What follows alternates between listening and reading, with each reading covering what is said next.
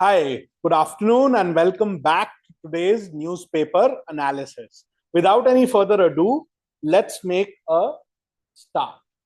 So, the first series of stories we have today all have to do with the US, Israel, and Iran war. What the latest events of the war seem to indicate is that the situation is stuck in a stalemate. The United States, despite being the superpower, despite having superior arsenal, superior defensive capabilities, seems to have stalled in its war against Iran. On the other hand, Israel has also attacked Lebanon. It's occupied a huge swath of that country. And the defense minister of Israel also announced that they are expanding the area they are occupying in the country of Lebanon. Okay, there seems to be disquiet among the allies, that is NATO, among the European allies of the United States. Two countries have said that they are closing their airspace to US military aircraft, which will use that airspace to attack Iran or other targets in the Middle East. So the situation is in a flux. Trump, one day or one half of a day, indicates that he's ready for peace. The other half of the day, he indicates that he wants to bomb the entire country. Iran seems to be standing its ground. We cannot say that either side has emerged victorious, but at the moment, somehow, contrary to everybody's expectations, Iran seems to have a little bit of an upper hand. So let's begin with that preamble. So the first story, Trump blasts allies, right? Trump orally attacked his own NATO allies, saying they are not cooperating with the United States war against Israel. This comes on the heels of Spain completely shutting off its airspace for any aircraft which are involved in attacking Iran or attacking other targets in the Middle East. And together with that, Trump has his own bluster. So he says, you can go get your own oil. We have enough here. You secure the Strait of Hormuz and restart your supply lines. Iran, on the other hand, is acting in a valiant fashion. It's trying to state that we are in a stronger position. We have certain demands. We are willing to end the war, but we do need certain guarantees. Okay. Let's have a look at the next slide. The next one says the US says that the coming days will be decisive. There are reports that the US is contemplating a ground invasion into Iran. That is likely to be quite catastrophic for all parties involved. But let's see if that happens. As you all know, we've seen over the past few days that the US has stationed a lot of troops, aircraft carriers, and other maritime vessels in the vicinity of the Iranian region. Moving forward, this is the thing I was referring to. Europe pushes back on US military operations, right? The whole world is in a tizzy because the economic impacts of this war are severe in terms of oil, in terms of petroleum, in terms of natural gas. It has caused a severe impact on countries all over the world. In Africa, in South Asia, in Southeast Asia, in the United States, in the Middle East, of course. So due to the economic impacts, some countries have taken a principled stance that we are against starting a war. Most other countries, governed by their own economic self-interest, are essentially trying not to be directly involved in the war. As you all know, none of the NATO countries agreed to launch this war with the United States. Okay, so I hope this is absolutely clear. Not only Spain, Italy has also denied permission to US aircraft involved in attacking Iran. So this is a very significant development. On the other hand, China and Pakistan have proposed a peace plan for West Asia. As you know, there are always third countries or sometimes neutral third countries which play the role of mediators. And in this case, it seems that Pakistan is playing the role of a mediator. An interesting opinion piece titled "The West Asia Cauldron of Conflict and Its Fallout." Okay, so this is an article by M.K. Narayanan, former National Security Advisor of the Government of India. Of course, you should know that the current National Security Advisor is Ajit Doval. If we have a look at what M.K. Narayanan says, his first subtitle is "Iran survives the onslaught." This is what I was referring to in the beginning. Many had expected that the Islamic regime in Iran would fall after US and Israeli attacks. That, of course, did not happen. Then many assumed that due to the superior military capabilities of Israel and the United States, Iran would capitulate more quickly. That did not happen. Many thought that Iran would never dare take the action of closing the Strait of Hormuz. That, of course, happened. Ultimately, the long story short is that Iran has survived the onslaught, right? It's made it through, let's call it the first round. Now we have to see what will be the end game of this war. Okay. His second subtitle is "Netanyahu's War Escalates or Rises." Why does he say that? Because at this point, what started with an attack on Iran has expanded into a significant operation in Lebanon as well. In pursuance of the goal of a greater Israel, it seems that Israel is now intent on maintaining an occupation on a huge swath of Lebanese territory. All right, so this is a very interesting editorial in the Hindu. If you want to practice questions every day on editorials like this, you can, of course, go to clatpossible.com, go to free material, you can log in, enroll on the Roznama, and each and every day you'll have editorials and news pieces on which you will see questions across subjects. We have taken to calling it the daily mini Clat, and I seriously advise you to make use of it. Moving forward, another interesting front that has attracted slightly lesser attention is the front of Cuba. As you know, the United States and Cuba have had an antagonistic relationship for many years. Recently, the United States government under Donald Trump and with Secretary of State Marco Rubio decided to institute a blockade of all oil from reaching Cuba. Okay, they have some limited exceptions for private entities, but considering that Cuba is a communist country, most things, including hospitals, are state-run. So the US has instituted a near complete blackout. Most of the island has gone dark. But why does this article say a bully blinks? Who is the bully in this article? The bully here is the United States of America. Well, how did the bully blink? Now, what is a blockade? A blockade is essentially a country announcing that nobody else is going to cross a certain line. It's an artificial line, a certain boundary, a certain demarcation.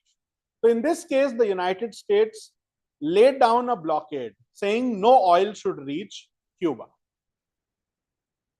Now, defying this blockade, Russia has actually sent crude oil to Cuba. And why does it say the bully blinks? Because the United States did not retaliate and allowed the Russian ship carrying the oil to reach the country of Cuba. All in all, not a good day for the American empire. This entire misguided escapade in Iran seems to have exposed some of the strategic weakness of the United States. The lack of thought and attention to the operations also seems to be evident. And the lack of preparation of the US military for asymmetric warfare, for drone attacks and so on and so forth, also seems to come across. And this news about the Cuba oil blockade and Russia defying it successfully, helping oil reach Cuba, puts another dent in the mirage of the American empire, which cannot be broken. Let's move forward. Iran, of course, indicating that we have the will to end the war despite everything, but we seek guarantees, right? Of course, they need a guarantee that if they stop the war right now, Israel and or the United States will not come back a few years or a few months down the line and attack it again. So both sides have made some noise about being willing to end the war, but both sides seem to have given their maximalist proposals, right? Things which it would be tough for the other side to agree on. So let us see how this situation evolves. Another interesting article today on the war by Pratap Bhanu Mehta, who writes frequently for the Indian Express. His articles can be an excellent source for you to practice vocabulary. In fact, in today's Roznama, which will be published later tonight or early tomorrow morning, you will see English questions based on this very editorial. And the editorial is "The anesthetized democracy has already lost the war." So what is being called the anesthetized democracy? I mean, he's making a larger point about democracies as a whole, but specifically the indication seems to be towards the United States. It's pointing to the authoritarian tendencies expressed by Donald J. Trump as well. What does he mean when he says anesthetized democracy? He doesn't say dead, he only says anesthetized, meaning it is in a weak and vulnerable situation, right? But it is not dead. So I advise you to read this article. I challenge you to find at least 10 complicated and good words which you can learn, note down their meanings, and see if you can remember. Moving forward, an editorial saying all eyes are on Iran, but Lebanon must not be ignored, right?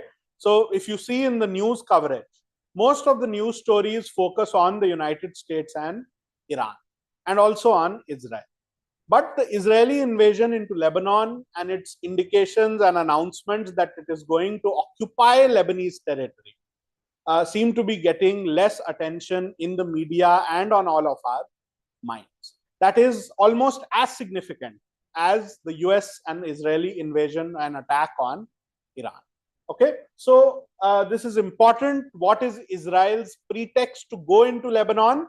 Israel's pretext to go into Lebanon is that it protects or gives sanctuary to the Hezbollah, right, which is a militant group, which also has a political arm which is active in Lebanese politics.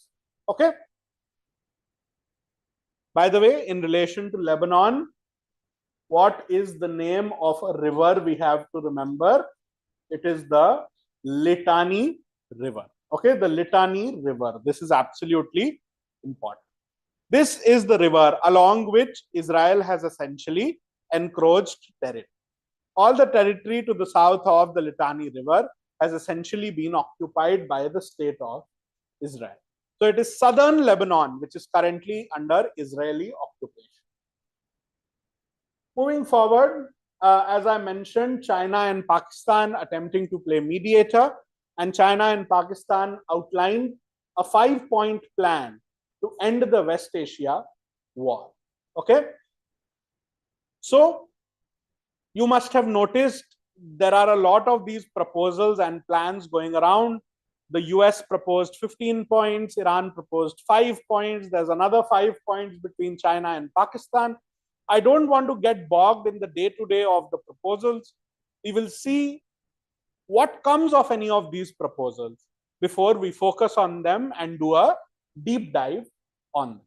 Okay, but China and Pakistan have together outlined this 5-point peace plan. The US, of course, continuing with their No Kings protest, essentially protesting against the authoritarian tendencies of Donald J. Trump, their president. The lack of democratic sanction to this war is a big deal. In the United States, it is clear cut that their parliament, known as the Congress, must authorize a war or must be the one to declare or end a war. The US president, as the executive, does not have unilateral powers in this regard. So, exemplified by many other things as well on their domestic front. But in this international aspect, the No Kings protest is also taking aim at the unsanctioned, undeclared war being fought in Iran and on behalf of the United States and Israel.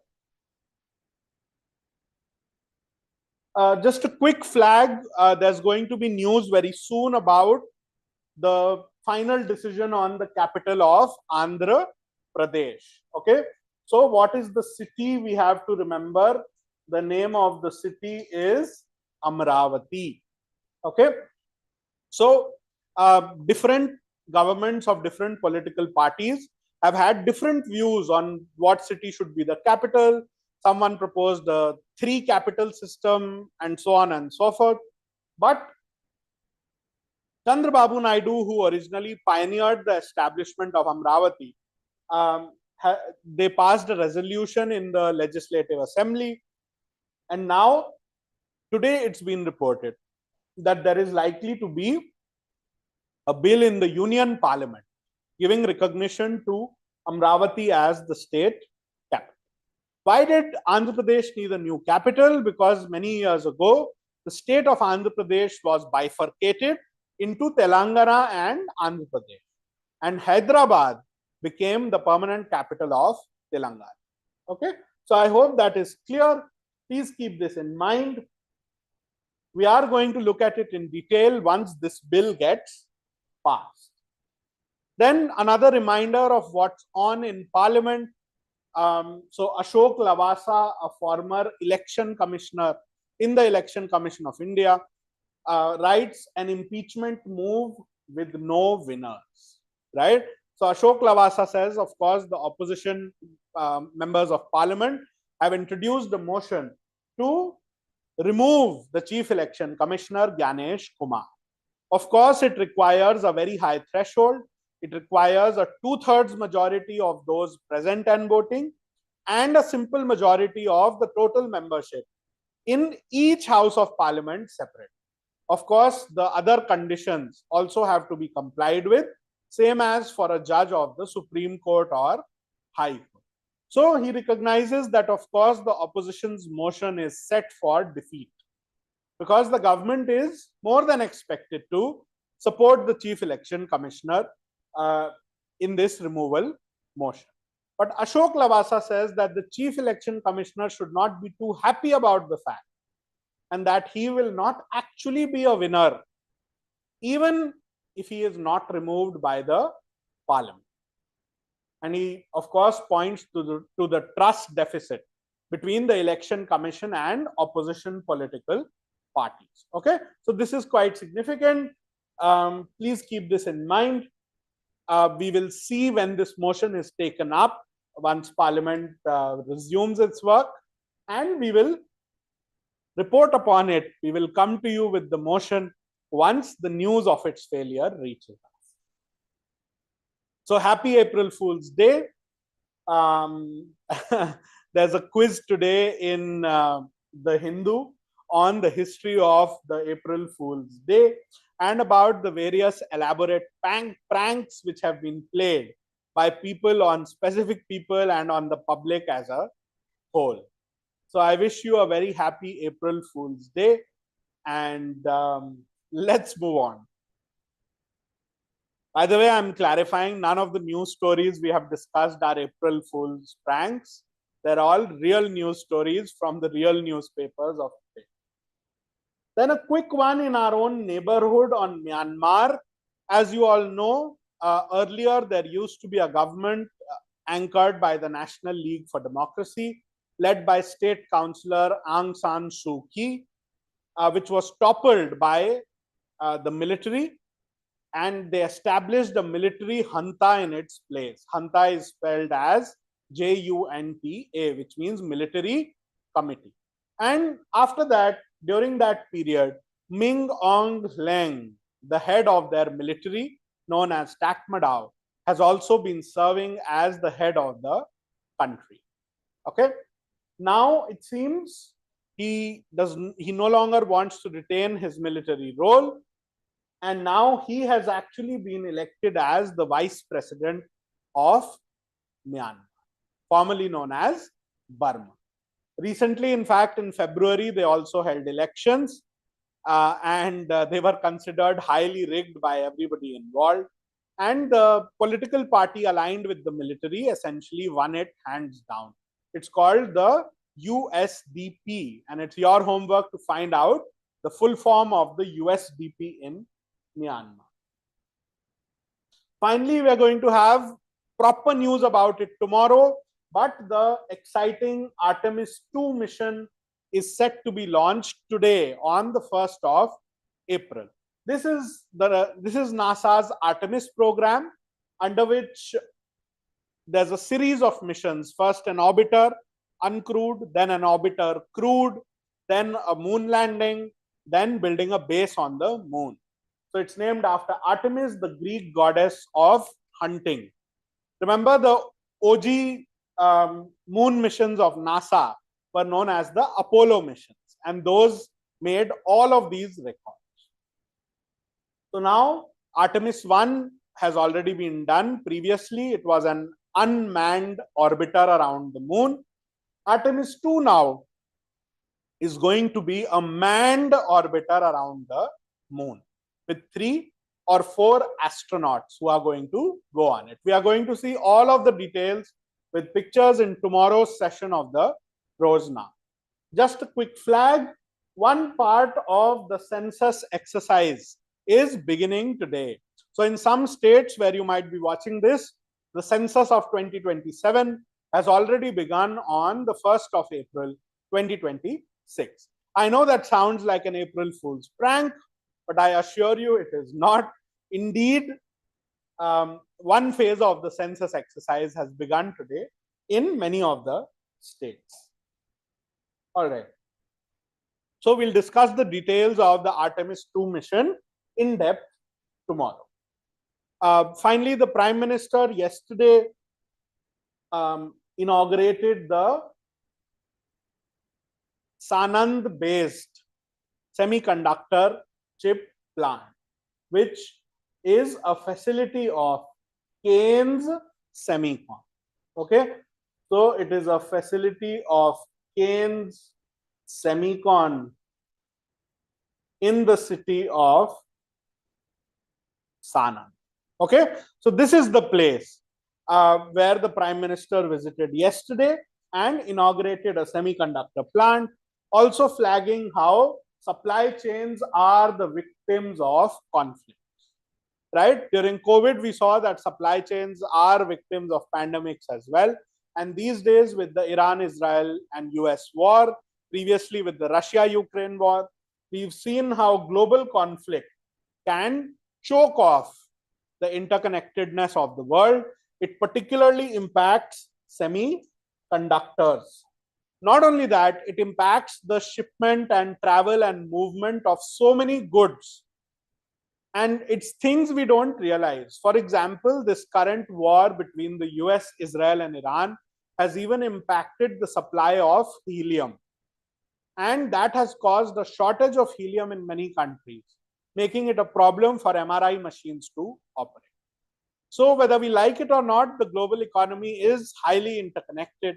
And when one part of the world feels the pain of conflict and war, the other parts of the world cannot go unscathed, at least in an economic sense. We cannot, of course, hope to even imagine the suffering and death of the people in the country of Iran, as well as the soldiers and service members who have died from the US and Israel, and all of the other people who've died in the surrounding Gulf countries. Okay? Moving forward, I just wanted to quickly flag for you, the news itself is not important, but Draupadi Murmu yesterday went to Nalanda University, basically to take part in the convocation. So I just wanted to flag Nalanda for you, probably the oldest sort of residential place of higher learning in ancient India, right? The Nalanda University is from the Gupta era. I believe it was Kumaragupta who had gotten it built. So it was a vihara or a monastery, but it was the site of scholastic learning. Of course, in the modern era, a university by the same name was established, and that is where our President Draupadi Murmu went to attend the convocation. All right. So I hope this is absolutely clear. The foreign minister or the external affairs minister of the Russian Federation, as well as the other foreign ministers of BRICS, are likely to be here in India for the BRICS foreign ministers meeting in May. And as you know, India is the chair of BRICS this year. It's a big diplomatic tightrope to walk because part of BRICS are both Iran as well as other Gulf nations whom Iran has attacked in retaliation to the United States. So I just wanted to flag this for you. As you all know, in Clat, one or the other international organization or summit is likely to be asked. It's been so almost every year. So this year, India is the chair of BRICS, and I would make a very small bet that BRICS will be the topic which comes in the exam. This is not a guarantee. I am just trying to make a guess. Moving forward, just a few loose ends from the news of the previous week. As you know, there were two important news stories related to transgender persons. One, in India, there was an amendment in the Transgender Persons Protection of Rights Act 2019, restricting the definition of a transgender person, taking away the right of transgender persons to their self-perceived gender identity. And on the other hand, the International Olympic Committee prohibited trans women from participating in women's sports, and indeed made it compulsory to, as is said here, obtain a sex test. I mean, it's technically called the SRY gene test. Okay. So Duti Chand, one of our star athletes from India, has written about this entire thing. It's a good article, talks about personal experiences, and is a commentary on the things going on around us. It is never a good idea to sit by the wayside when other people's rights are being taken away, lest people come after us tomorrow to take away our rights. So that's all for today. So we focused on the war, domestic politics, and international affairs. We've looked at the war. We've looked at issues of human rights. It's always our pleasure to bring together the daily newspaper analysis for you. If you find it useful, you can give us a like or drop it down in the comments. Do subscribe to the channel to sort of stay tuned so that you don't miss our videos. And of course, finally, do log in to the Roznama at clatpossible.com to try out questions daily on each day's editorial. Thank you for listening. Good evening and good night. Bye-bye.